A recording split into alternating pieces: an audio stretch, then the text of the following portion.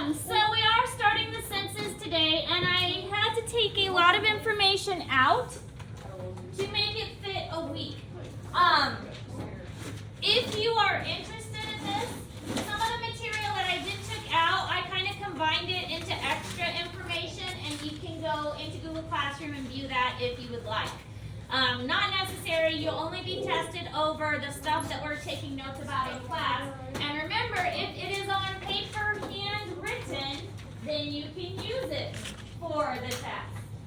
The test isn't going to be quite as heavy as this last one, the integumentary system, because we spent quite a bit of time on the integumentary system, and we're only spending a week on this. But this really is a good section that we can just put in here right before finals. And like I said, we've never gotten to this before, so I'm really proud of you guys. How fast we've been moving. Alright, so special senses. There are 5 senses of the body, and we're not going to cover touch in this unit because that's kind of what we did with the integumentary system. That was kind of included in there. So we're going to focus on vision, smell, hearing, and taste, the other 4. But the 2 that we're going to focus on the most is probably hearing and vision, because those are the 2 more complicated ones. Taste and smell, they're not that difficult, but vision and hearing, there's a lot more that goes into it. Especially because, which of the 5 senses do you think we use the most? Vision. When you come into a new setting, like a new classroom or something, the first thing you're going to do is look around. Okay, that's the first sense you're going to use. The second sense is probably hearing. So after we look around, we probably listen and we probably notice things that we're hearing. We don't come into a new room and start like licking everything or smelling everything. That's not the senses we use, although there are other animals that use those senses more. So think of like a mole underground. It doesn't use sight, it's going to use its sense of touch and smell instead. But for us, it's definitely hearing. Sight. So the special senses include sight, hearing, smell, taste, and touch. Again, we covered touch in the integumentary unit. And hearing and equilibrium kind of go together. We'll talk more about that, how the ear is responsible for our sense of balance. Typically, these contain special sense receptors that are not found in other parts of the body. So obviously, we had that receptor lab that we did where we learned about the different touch receptors, but the receptors that we have in our nose and on our tongue, in our eye and in our ear, those are going to be large and more complex, and they're going to be localized, so only found in those areas.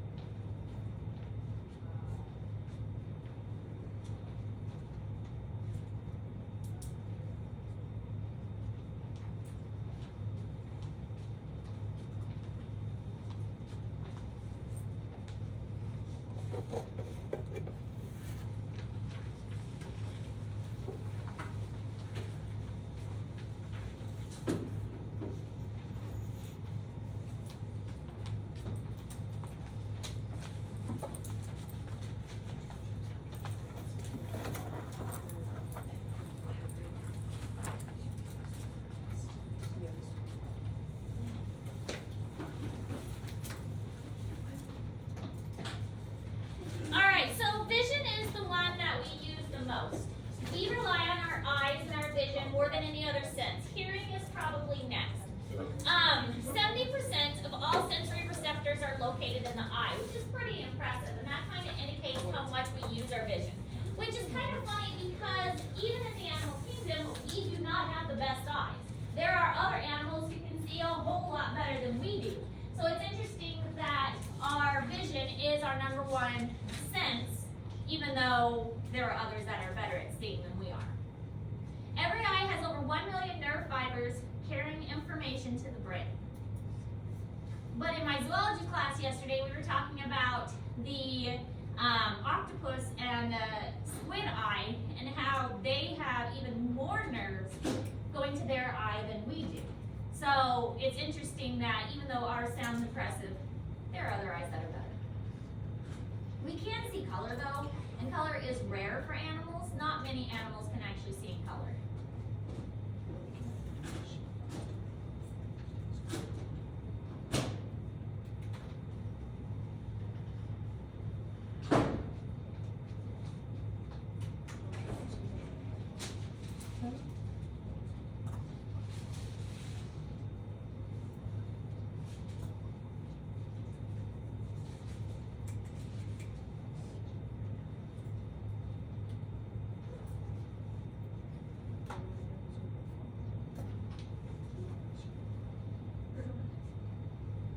Alright, so this picture is included in Google Classroom. It shows the different parts of the eye, and we are going to learn some of the parts. The things in red are the terms you are responsible for. So obviously I'm not making you learn everything, but I have pulled out some of the more important ones that you will be responsible for knowing. So for this section, when you see a diagram like this or a picture and it's in red, those are the terms that you need to know. So in this case, iris, eyelid, eyebrow, eyelashes, and pupil. We already did that. And sclera, or whatever that is. Oh yeah, sclera. That was in psychology. Yeah, you've probably learned them before. They're kind of basics for the eye. Those little veins. Alright, so we're not going to go over the structures such as eyelids and eyelashes. I mean, you guys kind of know what those are for. We're going to focus on some other structures like the inside of the eye and go into that a little bit more. Again, I did pull a lot of information to try and make this fit into 1 week. So there's a lot that we're not going to cover. And I did put that in Google Classroom if you are interested in learning more. If you are interested in optometry, you might want to learn more about it. So I did want to provide that for you just in case, but I've just pulled out the things I think is most important. Lacrimal apparatus is the lacrimal gland plus the ducts. These are what allow you to cry and produces tears and makes moisture for your eye. The gland is actually found up here kind of above the eyebrow, and it pours into the eye and then it drains in that little kind of hole that's over by the corner of your eye, and it drains kind of down the nose, which is often why if your eyes get watery, your nose typically gets runny too, because the glands above kind of in the eyebrow area produce the watery fluid, the tears, make it go over the eye, it drains in that corner, and then it kind of drains down your nose kind of into your sinus and the back of the throat. So it's all kind of connected together. And we'll also learn that like the nose and the mouth, the sense of smell and the sense of taste, those are really connected as well.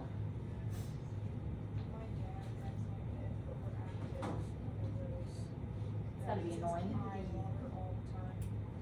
When I had my LASIK surgery, he gave it to you. When I had my LASIK surgery, they actually, like my eyes were drying out, so they blocked this little duct and they like stuck something in it so that it wouldn't drain and the moisture would stay on my eye. It's kind of weird. Didn't hurt, just kind of tickled. It's like when you get your nose pierced, your eyes just immediately water. I say that like I've had my nose pierced. I've seen it, and you like not even crying, it just happens. It just Yeah. makes you weak. Yeah. Oh, I remember.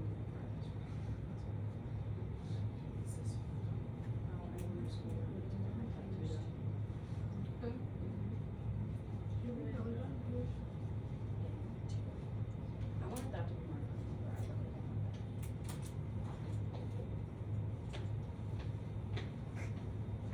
Right. Drain across the eye.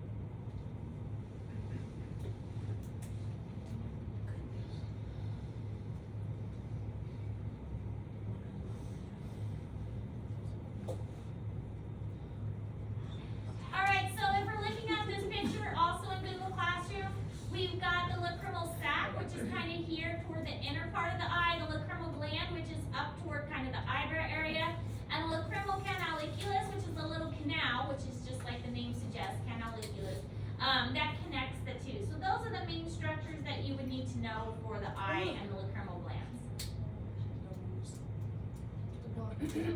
Alright, there are 6 different muscles that attach to the eye to allow for movement. We are not going to go into all of those, but it's kind of interesting to think that every time you move your eye, a muscle is allowing that. And that's true for every movement that you make. You can only make a movement if there's a muscle that allows for that movement. So if you think about all the different directions we can move our eyes, there are 6 different muscles that are allowing for those different movements and those different rotations.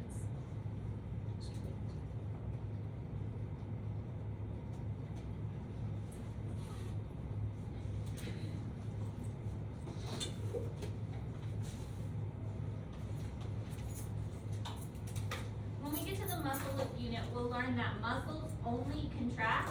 They do not lengthen, they contract and then they relax, and then they contract and they relax. So in order for movements to take place, you have one set of muscles that makes a movement in one direction, and then you have another set of muscles that move it back to the other position. So there's always 2 sets of muscles that work kind of opposite of each other. So the same is true for the eye. If you look to the right, that's one group of muscles. If you look to the left, that's another group of muscles.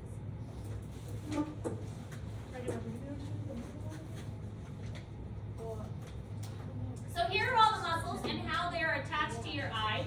Pretty cool. There's one that kind of wraps around the bottom. There's one attached to the side. This one's kind of neat. It kind of goes up and then kind of hooks on like a little ligament right here. And it attaches to the eye so it can rotate it.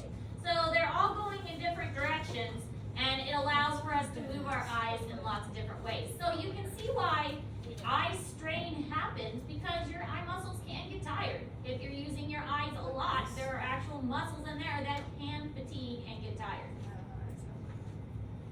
Here's another way to look at it. Again, this one's kind of cool. It like goes this way and then it hooks over, and it has this trochlea here that kind of holds it in place. And then you've got these that attach like directly to the eye to allow for it to roll back and forth and up and down. Do we need to know all those? No, No, just throw those. yeah, nothing's in red. So is that why like looking to the side of your, like that, with your eye actually like? Yeah, because you're fatiguing that muscle. Oh man. Alright, so as far as the other structures of the eye, you've got something called humors. I don't know why they call it humors, but humors are fluid-filled, like pockets, bubbles kind of areas, but they're fluid-filled parts of the eye. You have 2, the aqueous and the vitreous. Aqueous, just like the name sounds, is a very fluid-filled humor. It's in front of the lens. So this right here, in front of the lens, that's going to be your aqueous humor. Your vitreous humor is more gel-like, and that is found behind the lens, and that's going to fill up most of the eye. So this is kind of jelly, and this is kind of water-like, and the lens is what divides the 2. So one's the aqueous humor, and one's the vitreous humor.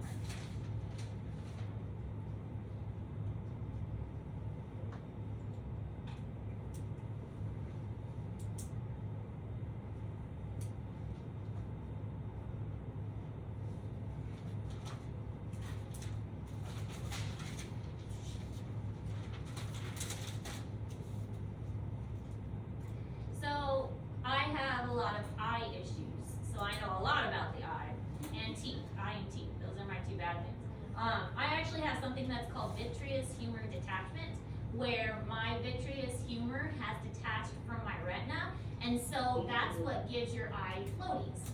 So one of my eyes has permanent floaters that I've gotten used to. It's been like over a year or 2 since I got it.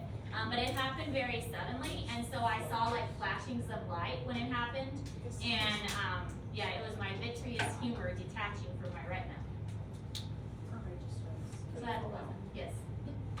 What's floaters? Yeah. Yeah. So when you look at something and you can kind of see it floating, but then you try and look at it and then it's Oh, away. that happens to me. It happens to everybody, but I've got permanent ones Oh.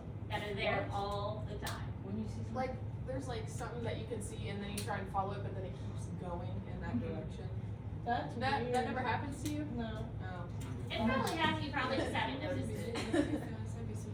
Like a little string of light sometimes, or like just a little dot, and I'll try and follow it, but it keeps going. You mean And I like when you just- see then I it look with the straight. buzz? But yeah, I've got several like big lines that are always in the Oh no, that would make me so angry. I've gotten kind of used to it. It's been a couple of years. When it first started, it was very distracting.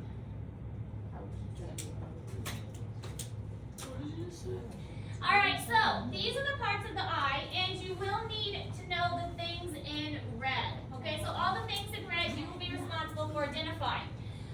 The cornea of the eye is the hard outer part that covers the pupil, kind of right in the center. And then the iris is the colored part. So this is the iris, kind of the colored part. The pupil is the black hole in the center. And then we've got our aqueous humor that's in front of the lens. These pictures are in Google Classroom, right? Yes. Here's our lens. Here's our vitreous humor, the gel that's filling that up. We've got the sclera, which is the white part.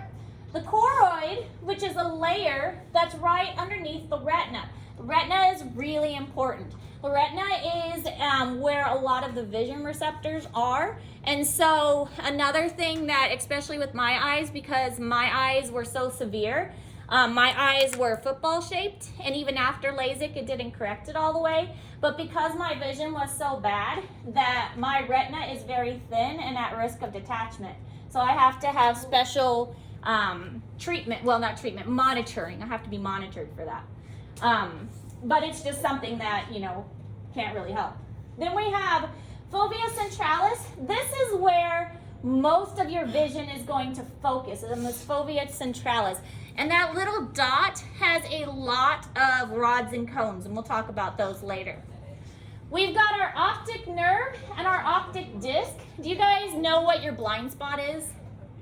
Oh, like, Yeah, so you keep going back and eventually your hands disappear. That's your blind spot. That's because it's hitting, the visual area is hitting right here on this optic nerve. And that's your blind spot because there is no vision receptors right here. And I think we covered it all. behind your head. that's everything? I can see them right Well, for this part. If we were to look at a real eye, this is what it would look like. Again, the iris is the colored part. Aqueous, well, we only have one eye. So I think I'm going to dissect it and then have it for you guys to look at. Okay. So, Wait, see it before you dissect it? what? Can we see like a before, like We'll probably do it. Yeah, before and after of the eye. Yeah. Is that what it looks like clear? Yes, it's pretty clear. The vitreous humor can be a little bit cloudy sometimes, but the aqueous humor is definitely supposed to be clear. So if you've heard of people getting cataracts, that's because the lens gets cloudy, which I also have. I also have cataracts, which is unusual for people my age. So the cataracts are a fast-growing kind that I have, so they have to be monitored too. Told you I have special eyes. But cataracts is basically cloudiness of the lens. And so the lens gets cloudy, and that's why with older people, you often see their eyes are cloudy, and many older people do have to have cataract replacement.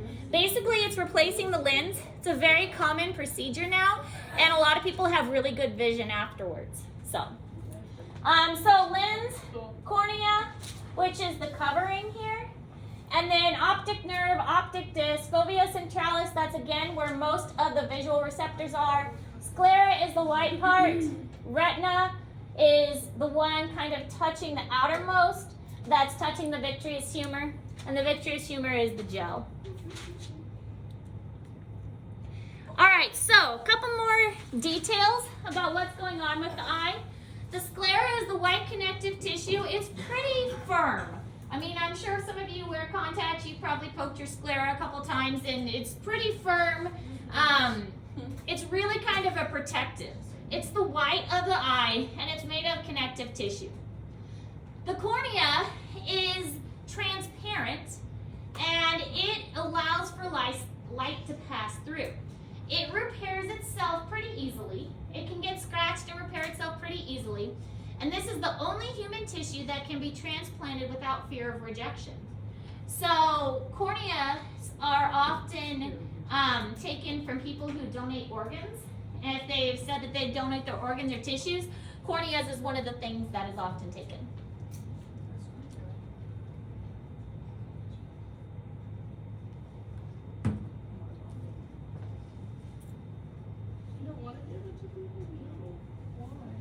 Yes. I have this condition in my eyes. I forget what it's called. I think it's like anacorsia or something, but it's like occasionally my pupils will be like really different sizes, and it's really creepy. That's weird. Like Does it one's make a it hard lot to bigger than focus? the other. Huh? Does it make it hard to focus? No, I can't even tell when it happens. Yeah.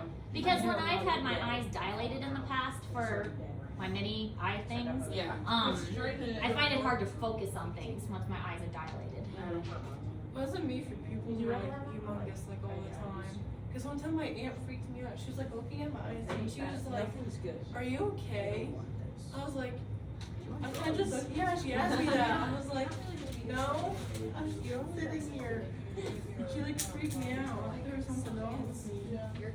Sometimes pupils will dilate for different reasons. Like if you are excited or nervous, it helps with like your vision better. It's kind of like a fight or flight response. That's so cool. And the cornea is actually what is manipulated during LASIK. What they do in LASIK is they lift the first tissue up, and then because when a person has LASIK, their eye is usually like football shaped, and it's not supposed to be football shaped, it's supposed to be round. And the more football shaped it is, the worse your vision is. So with LASIK, they take that layer off, and then they shave the cornea flat to make your eyes see better. The problem with my eyes is they shaved the cornea so much there's not much left to shave, and it didn't correct it all the way, which is what we knew was going to happen. So,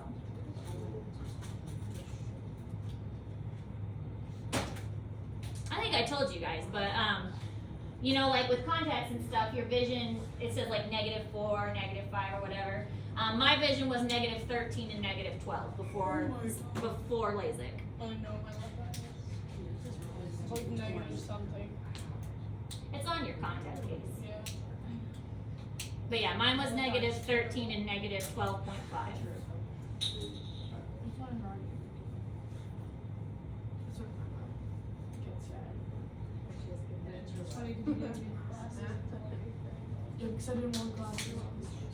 And also, because they shaved my eyes so much, I can't wear contacts because contacts don't sit on it right anymore. Oh my gosh. Yeah.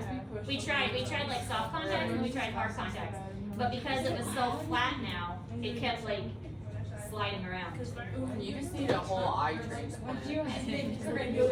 Ironically, I will probably get a lens transplant for the cataracts, and insurance will cover that. Insurance did not cover LASIK. So if I had just waited, I could have gotten new eyes. Wait, what is LASIK?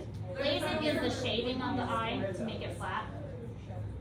What is laser eye surgery? Same thing as LASIK. Okay, my mom's had that done then. Yes. It's really good. I mean, I recommend it. It was, Yeah. I'm glad I did it. Yeah, All she right. does wear glasses. Yeah, and for most people who have like not as bad eyes as me, it gets their vision almost perfect. The iris regulates the amount of light entering the eye. It is the pigmented layer, and the pupil is in the center, and the iris can contract so the pupil gets small, or relax so that the pupil gets larger. So the iris is really what's controlling that movement. The pupil itself is just like an empty hole. There's not really much there. But the iris is the color and what gives it, allows how much light to enter. This is what doctors check for with like concussions and stuff. If the eye constricts when a light is shined in it, that's good reflexes. Your eye is supposed to do that.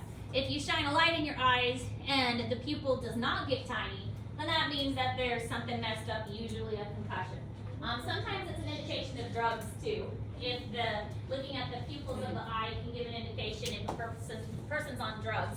It'll either be really big or really small, depending on the drug type. So my mom says since I was a baby, my iris has always been super big. Is that just?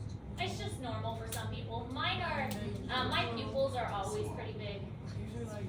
Mine don't ever get pretty small. Mine don't either. me, I'm more sensitive to like sunlight, so I have to almost always wear glasses or sunglasses. So good. I know, that's what I said. All right, the retina. This is an important layer. The retina is the thin layer of tissue at the back of the eye that receives light. It is where the rods and cones are located. The rods allow for low-level light vision. So at nighttime, you can't really see colors. Think of like grays and blacks, and your vision is different when the room is dark. So that's what the rods are doing. They're the ones that are responsible for low light vision. The cones are better for like the color vision. So cones think color. And they also allow for us to determine like spatial, like 3D images and things like that. So the cones are a lot more detailed and advanced, and the rods are much more primitive. So primitive animals may have something like a rod that allows them to see just in darkened settings. And the cones allow us to see in color and us to see more accurately and precisely. And you can see how they get their name. This one looks like a rod, this one's kind of pointed like a cone.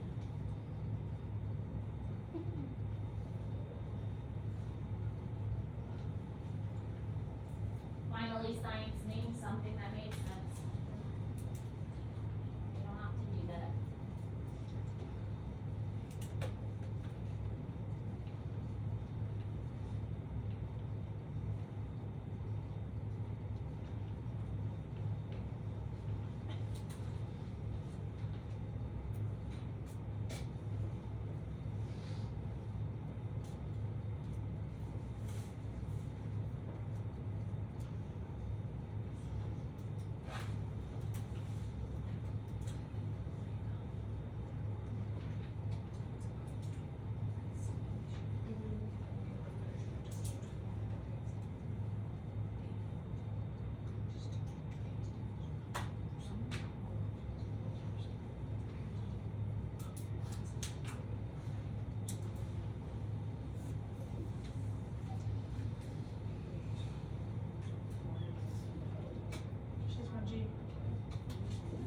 Now, if the retina detaches, there are ways to fix it, but you have to fix it fast and catch it early, and the treatment is usually a longer recovery time because they basically have to laser it back into place, and then you have to, I think you have to like lay a certain way for like a week or two in order to make sure it attaches the way that it's supposed to. But the other option is going blind, so there's that. Yes.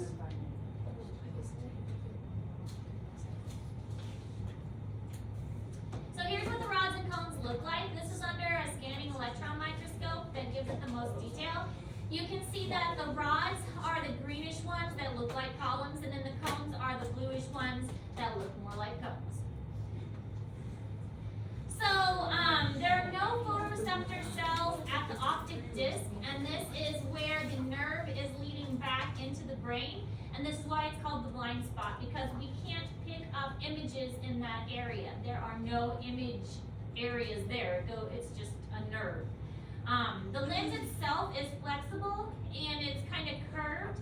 It is a crystal-like structure. It has suspensory ligaments. Now, the suspensory ligaments are really interesting. They change the shape of the lens. Your lens can change shape. It can get thinner and by the ligaments pulling on it, and then it can go back to a more relaxed shape. This is how you focus.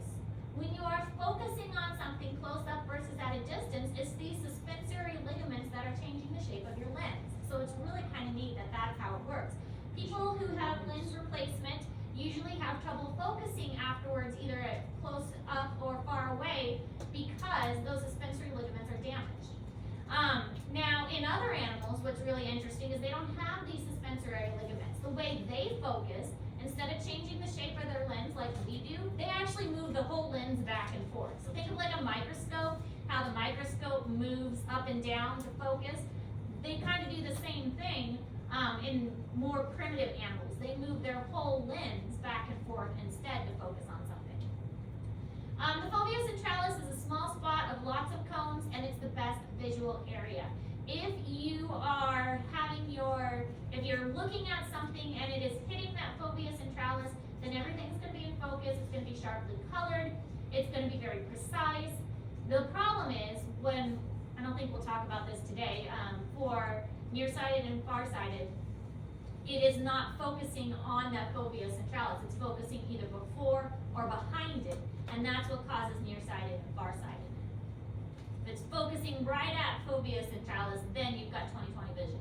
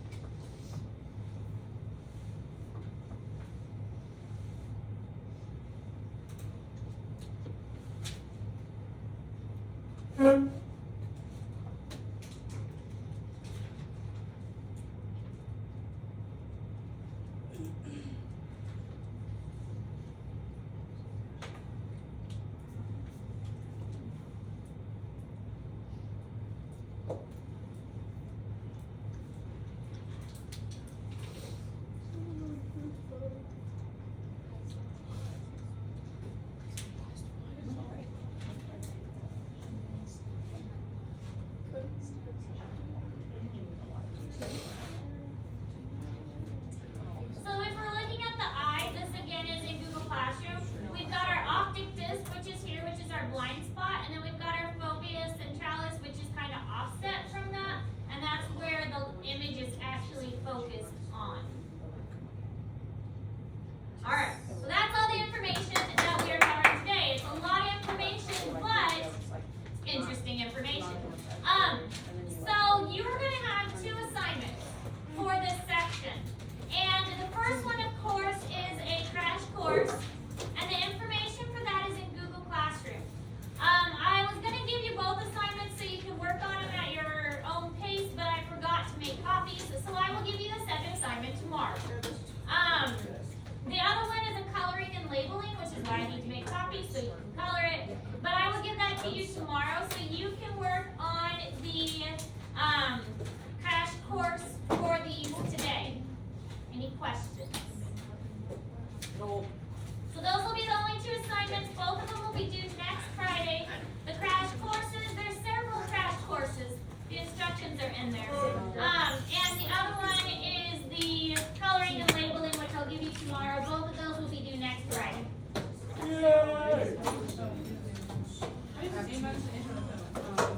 In the 96 with sociology, Yeah, because we don't do anything. I never not had 100% knowledge. Right.